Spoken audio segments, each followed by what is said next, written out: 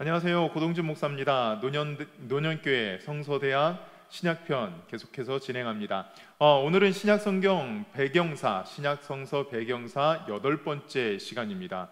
굉장히 많은 시간 동안 신약성서를 함께 나누고 있죠. 그만큼 신약성서 배경사를 나누고 있는데 그만큼 신약성경, 이제 마태복음부터 들어가는 신약성경, 예수님의 일생, 그리고 사도행전을 통한 사도들의 전도 여행들, 그러한 일들을, 그러한 배경들을 알려면은 먼저 이 신약성서 배경사를 알고 들어가야지 많은 용어들과 그 당시 배경들, 지식들을 알 수 있기 때문입니다. 자, 이번 시간에는 마카비 혁명이라는 시간을 제목을 가지고 함께 말씀을 나눠보고자 합니다. 함께 시간을 가져보고자 합니다. 마카비 혁명, 제목을 또 이렇게 붙였지요. 회복된 성전이라고 제목을 붙였습니다. 우리가 지난 시간까지 보았던 내용이 바로 이런 내용이죠.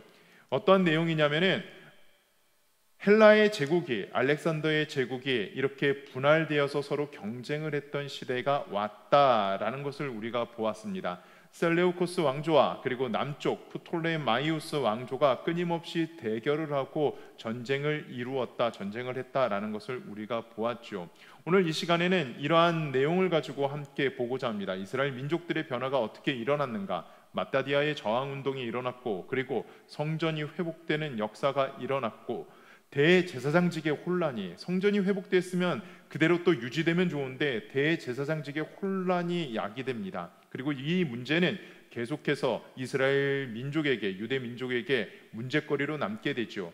그리고 이어서 유다 마카비라는 사람의 죽음과 그리고 그의 동생 요나단이 지도자가 되면서, 마카비 혁명 운동의 지도자가 되면서 왕과 제사장을 겸임하게 됩니다. 이것이 문제의 발단이 되는 이 시기가 바로 마카비 혁명의 시기라고 이야기할 수 있습니다. 자, 이 나라들 서로 경쟁 관계에 있습니다. 경쟁 관계에서 서로 싸우고 있고 또 발전을 해 나가고 있었습니다. 그런데 이제 이 시대에 어떠한 나라가 등장하게 되냐면은, 어떠한 역사의 소용돌이 속으로 이제 이 유대 민족이 흘러 들어가게 되냐면은 로마 제국이 등장하게 됩니다. 로마 제국, 로마에서부터 힘을 키워온 로마 제국이 이제 지중해 패권을 다투고 나서 카르타고를 무찌르고 로마가 지중해 패권을 거머쥐게 됩니다. 로마가 이제 지중해 패권을 거머쥐고 나서 동쪽으로 눈을 돌리죠. 그리스 지역으로 눈을 돌립니다. 그리고 그 그리스 지역으로 점점 로마의 영토가 확장되어 나갑니다. 그때 이 셀레우코스 왕조의 왕 안티오코스 3세가 이제 로마와의 전쟁에 임하게 됩니다. 이 안티고노스, 그리스 지역에 있는 이 안티고노스 왕조의 필리포스 3세가 이 셀리우쿠스 왕조 안티오코스 3세를 전쟁에 끌어들이게 되죠. 자, 이것이 바로 로마 셀리우쿠스 전쟁의 시작입니다. 파란색으로 이루어진 것이 로마와 동맹을 맺은 국가이고, 빨간색으로 있는 국가들이 바로 셀루쿠스 왕조와 동맹을 맺은 그러한 상황입니다. 이제 전쟁이 발발합니다. 이 전쟁 지리하게 4년을 끌게 됩니다. 4년을 끌게 되고 나서 어떠한 일이 벌어지냐면은, 우리가 짐작하시겠지만은 로마의 승리로 전쟁이 끝나게 됩니다. 그래서 셀리우쿠스는 이 지금의 터키 지역이죠, 아시아 지역, 이 리디아 평화 지역을 모두 다 잃어버리게 됩니다.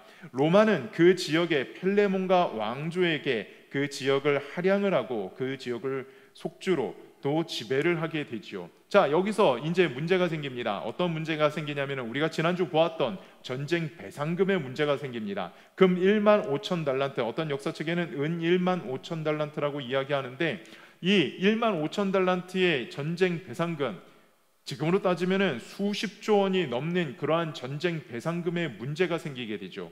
이 전쟁 배상금의 문제 때문에 어떠한 일들이 일어납니까? 이 제국 안에 있는, 셀리우쿠스 왕조 안에 있는 모든 물자들을 모으기 시작합니다. 그래서 손대지 말아야 할 곳에 손을 대죠.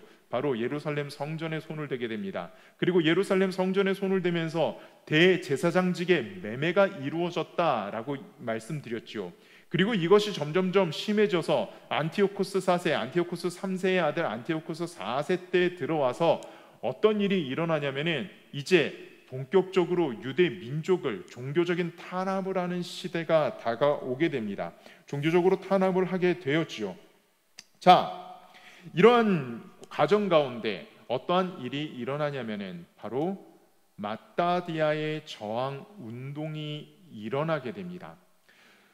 BC 167년 안티오쿠스 4세는 예루살렘 성전을 더럽힙니다. 모독을 합니다. 성전 벽에다가 돼지 피를 바르고 제사장들에게 돼지고기를 먹이며 성전에다가 우상을 세워놓고 그곳에서 예배를 드리게 합니다. 그리고 유대 민족들에게 먹지 말아야 할 자기들이 가장 금기시한 돼지고기와 돼지고기의 피를 먹이는 그러한 일들이 일어납니다. 그러한 일들이 일어나는 와중에 BC 167년 어떠한 일이 일어나냐면은 예루살렘에서 북서쪽으로 떨어져 있는 모데인이라는 곳에 바로 이 시리아 셀류쿠스 왕조의 사신들이 들이닥치게 됩니다.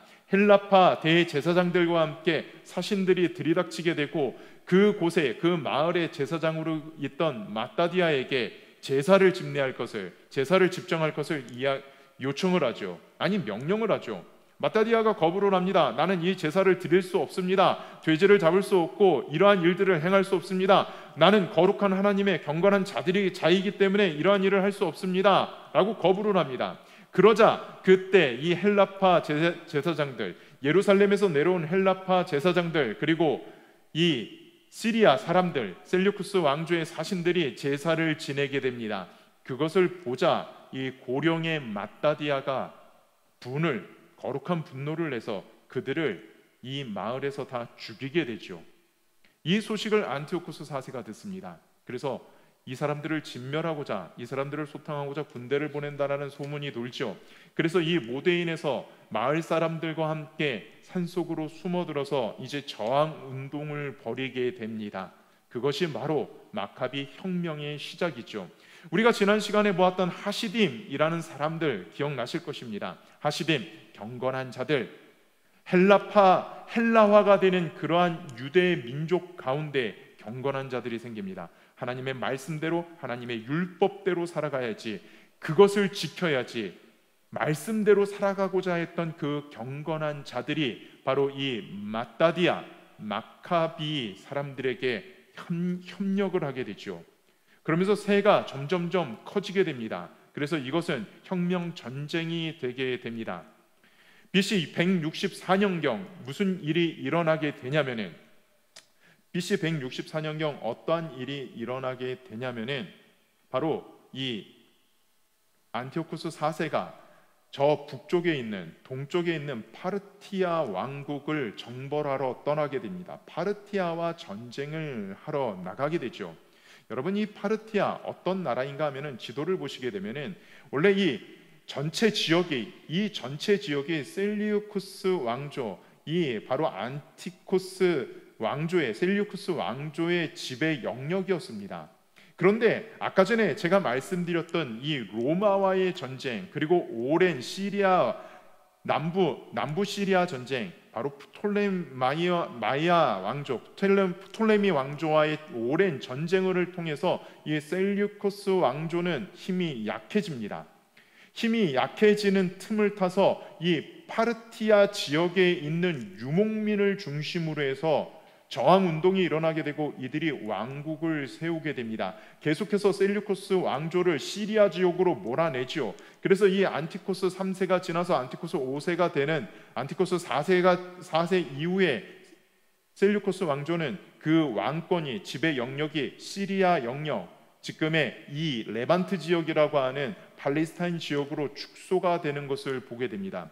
서쪽에서는 로마의 세력이 점점 확대해 옵니다. 그리고 동쪽에서는 파르티아의 힘이 확대되어져 옵니다. 그래서 기원전 164년 안티코스 4세는 원정을 하러 갑니다.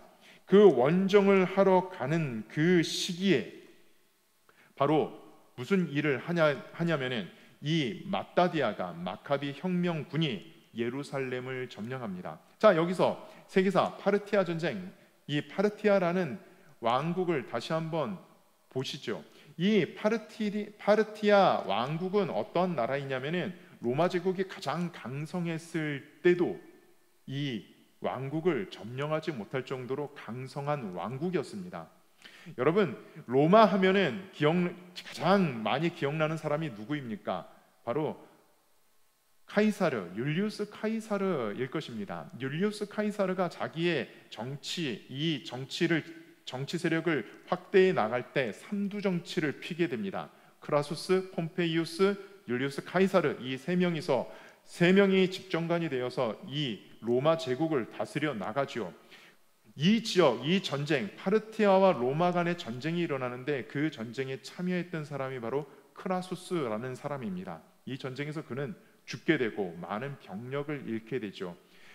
그들이 놀란 이 파르티아의 기병들이 있습니다. 바로 이 병사들을 보시면 우리는 너무나도 익숙하죠. 우리 고구려의 기상 하면은 말을 타고 활을 쏘는 이런 그림들이 너무나도 익숙합니다. 그런데 서방에서 온, 그리스에서 온 로마 군인들은 이러한 기병들에게 아주 농락을 당하게 됩니다. 많은 로마 군인들이 죽게 되죠. 자, 이제 마카비 혁명으로 다시 돌아오죠. 파르티아 왕국, 동방의 강대국으로 성장을 합니다. 여러분, 이 파르티아 왕국 다시 한번 보시면은 이 나라가 후에 어떤 나라로 되냐면은 페르시아 왕국이 되고 지금의 이란이 되는 그러한 나라가 되죠. 자, 이 나라를 보시면서 다시 한번 마카비 혁명으로 돌아오시죠. 이 파르티아 왕국과 안티오코스 4세가 전쟁을 하러 원정을 떠납니다. 그 동안 이 마카비들이라고 칭하는 이 하스몬 왕가와 마따디아를 중심으로 한 이 마카비들이 혁명군들이 예루살렘을 수복을 합니다. 자, 예루살렘을 수복을 하고 예루살렘 성전 정결 예식을 한 다음에 등을 밝히게 됩니다. 바로 하누카 절기가 시작됩니다. 수전절이라고도 하죠. 요한복음 10장 22절에 나오는 그 수전절, 바로 이 수전절입니다. 자, 등이 있습니다. 이 메노라라는 등을 밝히면서 이 예식을 8일 동안 지키게 됩니다. 이게 바로 수전절의 시작이죠. 언제겠냐면은 유대인 달력으로는 9월, BC 164년 9월, 그리고 우리가 쓰고 있는 달력으로는 12월에 수전절을 지키게 됩니다. 등을 밝히며 성전의 등을 다시 밝히고 제사를 회복하는 그러한 감격의 시간을 보내게 되죠.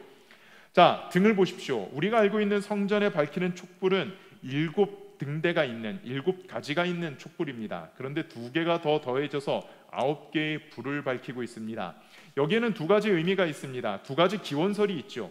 첫 번째는 이게 너무나 기쁜 절기이기 때문에 하나님의 성전을 다시 회복하고 정결케 했다는 기쁨 때문에 아주 빛을 밝혀야 된다라는 생각으로 등대를 2개를 더 마련해서 밝혔다라는 그러한 이야기가 있고, 또 하나의 전에 내려오는 이야기는 등을 밝혀야 되잖아요. 여러분, 우리가 알고 있듯이 이 등을 밝히는 기름은 정결 예식을 지낸 그 기름을 가지고 등을 밝혀야 됩니다. 점령을 했습니다. 예루살렘 성을 수복했습니다. 그리고 그 등을 밝혀야 되는데 등을 밝힐 기름을 찾아보니까는 하루치밖에 없다는 거예요. 고민에 빠집니다. 이 등은 꺼지지 않아야 되는데, 하나님의 전에 등은 꺼지지 말아야 되는데 하루치밖에 없다는 것입니다. 수복한 의미가 없어지게 됩니다. 그런데 믿음을 가지고 등을 밝히게 됩니다. 이 기름이 만들어지는 시간이 한 8일 정도 걸린다고 합니다. 그런데 놀랍게도 이 등을 밝히는 시간, 하루치의 기름을 가지고 등을 밝혔는데 이 기름이 8일 동안 타올랐다라고 전해져 내려옵니다. 그래서 그것을 기념하기 위해서 2개의 촛대를 더 세워갖고 9개의 촛대를 가지고 등을 밝힌다라는 이런 일화도 있죠. 그런 기원설도 있습니다. 자, 등을 밝히는 순서는 이렇습니다. 제일 가운데 초를 밝히고 나서 그 초를 중심으로 해서 계속해서 옆으로 등을 밝혀 나갑니다. 자, 가운데 있는 이 등이 바로 서비스라는 의미의 불을 밝히는 초를 밝히고 나서 첫 번째 초를 밝히게 됩니다. 그것이 맨 오른쪽에 있는 이 히브리어 써 나가는 방식으로 오른쪽에 초를 밝히게 되죠. 그 다음에 맨 좌측에 있는 곳에 초를 밝히는 것이 아니라 한 칸씩 계속 밀어 나갑니다. 그래서 8번째, 우리가 맨 끝에 보고 있듯이 8번째 날에는 이렇게 초를 다 밝히며 기쁨으로 예배를 드리는 것이 수전절입니다. 바로 성경에 나오는 수전절의 기원이 이렇게 되지요. 자, 오늘은 여기까지 하겠습니다. 다음 시간은 계속해서 대제사장직의 혼란과 그리고 유대의 마카비의 죽음과 요나단의 등장, 즉 왕과 제사장의 겸림이라는 주제를 가지고 함께 말씀을 나누도록 하겠습니다. 감사합니다.